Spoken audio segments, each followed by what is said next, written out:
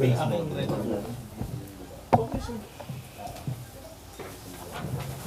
let's start. Good morning, gentlemen and ladies. I'm Harold. I will be your host for the day. So to start with, we will start with an invocation by Larry.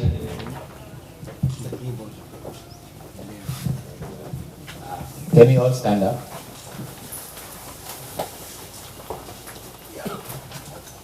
Okay, let's come before God's presence. Lord, good morning. We just want to say thank you for this very wonderful day. Thank you for the very good weather. Thank you for the time that you have given to us. And thank you for the speakers, Panginoon. We just want to pray that you guide us through this off-roading course. May your wisdom be poured upon us. And also, Lord, guide yung speakers and also each and every one of us. And also sa mga kasama po namin na hindi pa nakakarating dito, Lord God. We just want to ask you to guide them and bless them. All of this, Lord, bless and pray through most in holy mighty name. Amen. Amen. Okay, so first I will introduce our guest speakers. So, as per Master Ken, he has been off-roading since 1998. Wow! As per him. 2 years old. But if you will ask Tito Sol, he will have a different answer. Patay na lahat ng mga kaklase niya eh. Okay, so I will introduce formally our guest speaker. He has been a pioneer of off-roading in the Philippines, and he will tell you the real year he started. And may I introduce to you Mr. Kenneth Rialp, also known as Master Ken.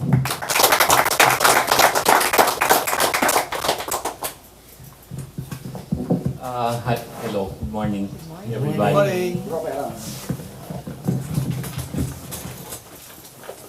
Siguro I can start with how off-roading started in Manila. I don't know about the provinces. Siguro natural doon. Pero in Manila, siguro yung mga 1997 or 1998, nagkaroon ng group of people na mahilig mag-off-road. Before, the only place naman was Tanay, no? Or San Mateo, or Montalban, yung mga those areas. Nagkikita-kita kami lahat.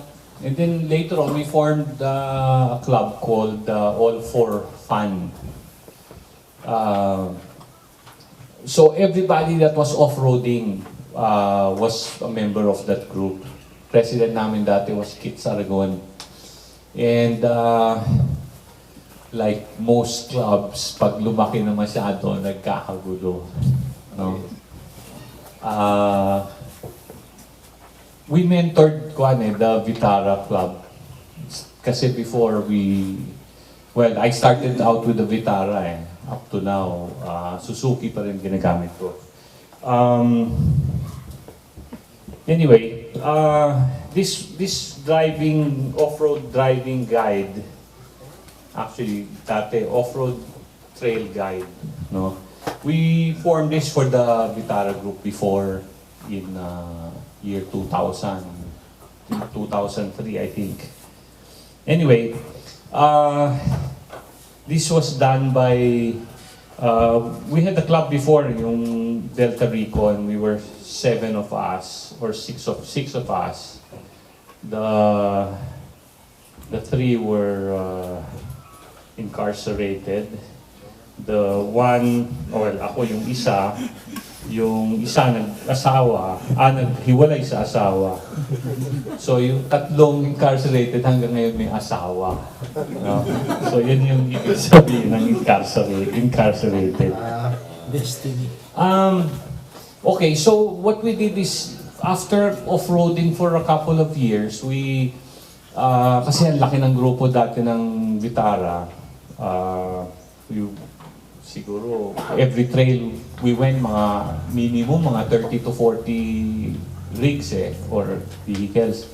So we really studied this based on our experience.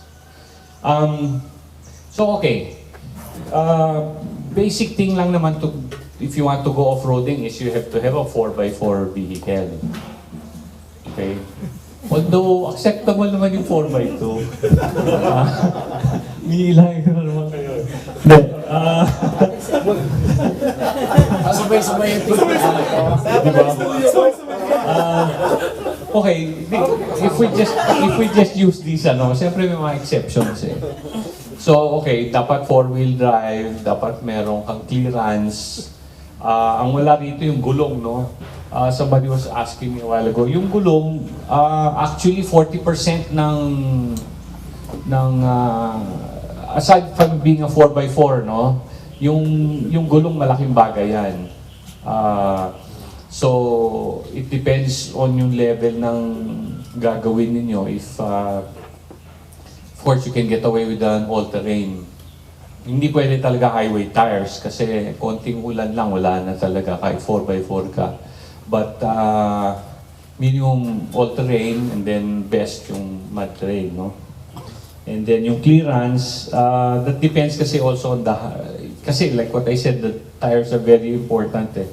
So the tires, the bigger the tires you can put, the more clearance you have. No, everything follows. But syempre meron din limitation yan kasi pag masyado nang malaki yung tires, everything else becomes weak.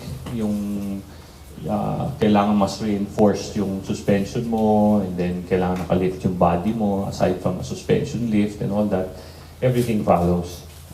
But for today, basta 4-wheel drive or pick up na 4x2, okay yun. And then of course, yung tools, no, for recovery. Kasi sa 4x4, you expect to get stuck eh. In one point, you will get stuck. In fact, that's the only reason why you stop eh. Kasi you get stuck. Tapos, balik na lang kayo or what. So, importante yung tools, yung recovery equipment ninyo. Minimum is kailangan ng rope, no? Dati wala kami mga winch, wala kami mga lockers, wala kami mga the new stuff, no? Pero buhay lang kami, kadena lang at saka tali. Okay na yun. Because kahit yung tires namin before were highway tires, lalagyan namin ng kadena, day and night yung difference eh. So, off-roading doesn't have to be expensive, it just has to be practical. Kung anong gusto nyong gawin, hanggang anong level lang ang trails ninyo. Okay. We started with, okay, the basic is that. Now, yung environment, no? This is the most important for us. Whenever you enter a barrio, a town, you know, the people see you as, well, before you're accepted as visitors, they think about, sino ba itong mga to, yung gano'n, no? So sa amin, we have rules like bawal magbusina, bawal pumasok ng mabilis, di ba? May mga grupo talaga maiingay, magugulo eh. The next group that comes in, either pinagbabawal or, you know, remember when you get stuck, let's say you have to leave a vehicle behind overnight, importante maganda relationship ninyo with the people. So even let's say yung mga animals and pag mayroong aso ayaw talaga tumabi, kailangan tumigil kayo at ihawi ninyo. Hindi pwedeng sagasaan ninyo, di ba? Lalo na manok. Pag manok sinagasaan nyo, bibilangin nila ilan ang itlog na kaya niyang i-produce sa buong buhay niya, tsaka ilang anak, at saka, you know, these things, no, na we have to be sensitive. So, well, basic lang naman yung, of course, no littering. And then we have, we bring around food. Usually candies lang naman. You just buy a pack of candies. Ang dami naman ninyo when you come in. Bigay lang nyo sa kids. No? That will show already people na at least concerned kayo sa kanila. But usually we do it when we go out, not when we come in. If you're going out the same way, I suggest you give out the goods on the way out. Kasi going in, okay, bibigay kayo. Palabas, salubong na kayo ng buong barangay. Diba? So, plan it na lang amongst yourselves. Yan, may makikita kayong mga usual sa trail, mga yung mga tubo na gawa-gawa lang nila, minsan kawayan or yung PVC na nagko-cross ng street. Huwag ninyong sagasaan yan. Sometimes in the most remote areas in the bundok, makikita ninyo yan. Meron mga, and yan ang source of nila, water, di ba, ng livelihood nila. Minsan irrigation nila. So, yung mga pilapil, huwag nyo sagasaan. Huwag kayo papasok ng mga, if you're not along the roads, no, or the trails, huwag kayo papasok sa mga farm. Magpaalam kayo before going in.